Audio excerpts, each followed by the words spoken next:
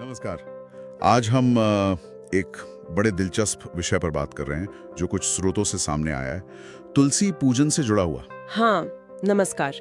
तुलसी का पौधा तो लगभग हम सब जानते हैं, घर में रखते हैं, पूजा करते हैं। बिल्कुल, जल चढ़ाते हैं रोज। लेकिन क्या कभी ये सोचा है कि कुछ खास दिन भी हो सकते हैं जब शायद तुलसी जी को छूना भी नहीं चाहिए, मतलब शास्त्रों के हिसाब से? हाँ, ये बात वाकई ध्यान देने वाली है, क्योंकि पौधा इतना पवित्र मानते हैं हम, लेकिन फिर भी कुछ नियम है। स्रोत इसी तरफ इशारा कर रहे हैं। सही। तो चलिए देखते हैं ये स्रोत कहते क्या हैं आखिर। इनमें वास्तु और शास्त्रों का जिक्र है, तो लगता है सिर्फ पूजा ही नहीं, कब और कैसे ये भी अहम है। बिल्कुल सही कहा। स्रोत जो है वो साफ तौर पे 2 दिनों के बारे में बताते हैं। एक तो रविवार, हाँ। और दूसरा एकादशी, मतलब जो चंद्रमा के हिसाब से महीने का 11वां दिन होता है। अच्छा, रविवार और एकादशी।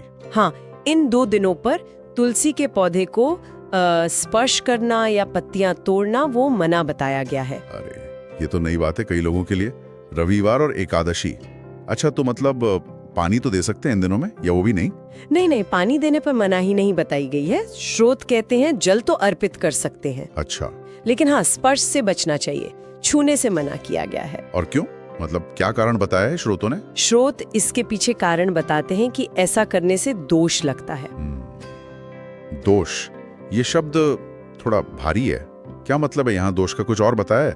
देखिए, स्रोत दोष की कोई बहुत वैज्ञानिक या वैसी परिभाषा तो नहीं देते, लेकिन जो संदर्भ है उससे यही लगता है कि इसे एक तरह का, आप कह सकती हैं, नकारात्मक प्रभाव या कुछ अशुभ जैसा माना गया है। अच्छा, जैसे कोई नियम तोड़ने पर कुछ गलत असर हो सकता है, इस तरह की बात। हाँ, बिल्कुल।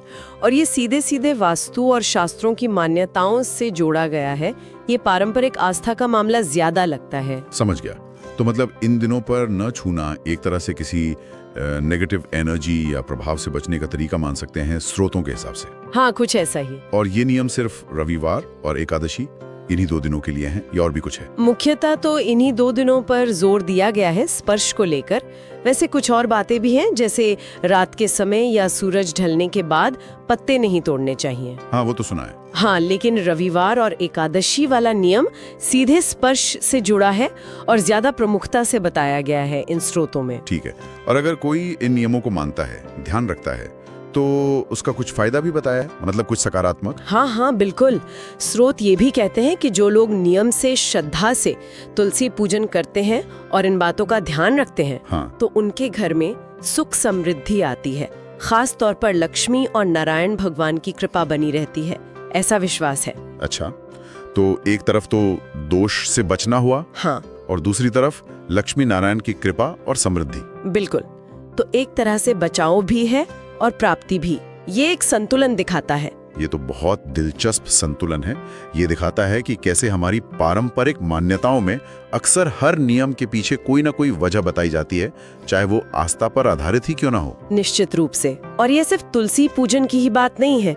आप देखें तो हमारे रोज के जीवन में कितनी ही ऐसी छोटी बड़ी चीजें होंगी जिनके पीछे ऐसी मान्यताएं या नियम जुड़े होंगे। सही कह रहे हैं, शायद हम ध्यान भी नहीं देते। हाँ, बिल्कुल। तो संक्षेप में कहें, आज हमने स्रोतों के आधार पर यह जाना कि तुलसी पूजन में रविवार और एकादशी को पौधे को स्पर्श न करने का एक नियम बताया गया है। हाँ, और इसे दोष से बचने और घर में लक्ष्मी नारायण की कृपा पाने से जोड़ा गया है। पूजा करने तक नहीं है, बल्कि कुछ खास दिनों पर स्पर्श न करने तक भी जाता है। ये जानकारी वाकई सोचने पर मजबूर करती है। चलिए, इसी विचार के साथ आज की ये बातचीत समाप्त करते हैं कि हमारी रोजमर्रा की जिंदगी में और कौन से ऐसे पहलू हो सकते हैं जिनके लिए शायद ऐसे ही पारंपरिक नियम या मान्यताएं मौजूद हों, जिन पर हमारा ध्यान कभी गया ही ना हो।